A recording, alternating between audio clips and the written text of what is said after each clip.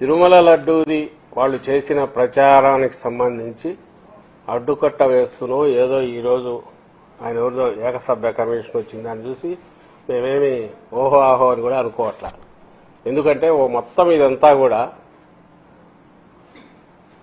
ఒక కల్పిత గాథ, ఎండ్ టార్గెట్ వాళ్ళు దోచుకోవడానికి ఖజానాతో ఫుల్ ఉన్న తిరుమలను అక్కడ టీటీడీ వీటిని దోచుకోవడానికి ఒక మార్గం ఏర్పాటు చేసుకోవడానికి అల్లిన కథ అని తర్వాత రుజువైన నేపథ్యంలో ఇంకా దాన్ని ఎట్లా క్లోజ్ చేయాలని దీనికి తీసుకొచ్చినట్టున్నారు. ఇప్పుడు ఆయన దినేష్ కుమార్ కమిటీ రిపోర్ట్ ఏముందో తెలియదు, అది బయటకు పూర్తి రాలేదు. బయట వాళ్ళు 600 చిల్లర కమ్ముతూ కూడా ఇక్కడికి 720కి 716 సప్లై చేసింది. ఈ రోజు కూడా మళ్ళీ అదే కంపెనీని తీసుకొచ్చారు. అది సపరేట్ సబ్జెక్ట్ తర్వాత మాట్లాడతాం. మళ్ళీ తీసుకొచ్చారు.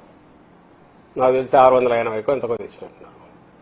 400 రూపాయలకు సప్లై చేస్తున్న నెయ్యి వితౌట్ ఏమి క్వాలిటీ స్టాండర్డ్స్లో చేంజ్ లేకుండా, టెస్టింగ్ వీటిలో తేడా లేకుండా ఒకేసారి 200-300 పెంచుకున్నారు. దానికి ఫౌండేషన్ వేయడానికే అబద్దాలన్నీ అబద్ద ప్రచారం చేశారు. అట్ ది కాస్ట్ ఆఫ్ భక్తుల మనోభావాలు, అట్ ది కాస్ట్ ఆఫ్ దేవదేవుడు. చంద్రబాబు నాయుడు ఆయన ముఠా కలిసి అబద్దాల ప్రచారం, అసత్య ప్రచారం చేశారు.